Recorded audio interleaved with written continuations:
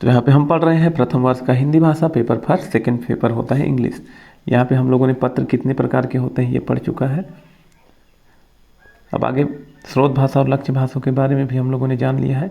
आगे का प्रश्न है कहानी के तत्वों के आधार पर ईदगाह कहानी की समीक्षा कीजिए। चलिए जानते हैं इस प्रश्न के उत्तर को। तो हम पहुंच चुके हैं उत्तर पर।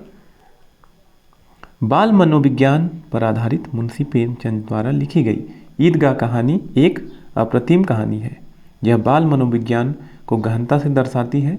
इस कहानी को पढ़कर ज्ञात होता है कि परिस्थितियां उम्र नहीं देखती और एक छोटा सा बालक भी विषम परिस्थितियों में समय से पहले परिपक्व हो जाता है। कहानी में हामिद जो एक मात्र 8 वर्ष का बालक है, वह एक परिपक्व व्यक्ति की भांति किस तरह समझदारी का परिचय देता है। प्रेमचंद इस बात को बड़ी रोचकता से दर्शाते हैं। कहानी का मुख्य पात्र हामिद है और उसकी दादी अमीना है। हामिद के माता पिता इस संसार में नहीं है, वह अपनी बूढ़ी दादी के साथ रहता है। दादी छोटा मोटा काम करके किसी तरह अपना और हामिद का भरण पोषण करती है। वह हामिद की सभी इच्छाएं पूरी नहीं कर पाती।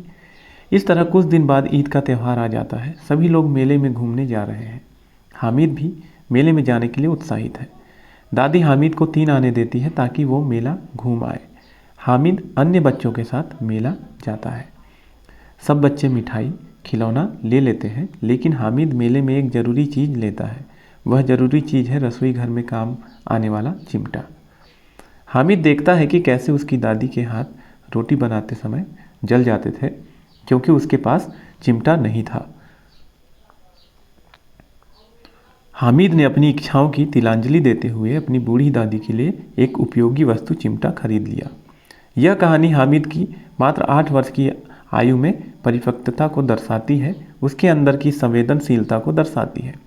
इसका कारण यह था कि समय और निर्धनता ने हामिद को अपनी उम्र के बच्चों से ज़्यादा समझदार बना दिया था।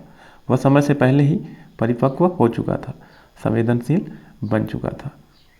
तो यहाँ पे हमने जाना कहानी के तत्वों के आधार पर ईदगाह कहानी की समीक्षा कीजिए। अब मिलते हैं हम लोग अगले नेक्स्ट वीडियो में।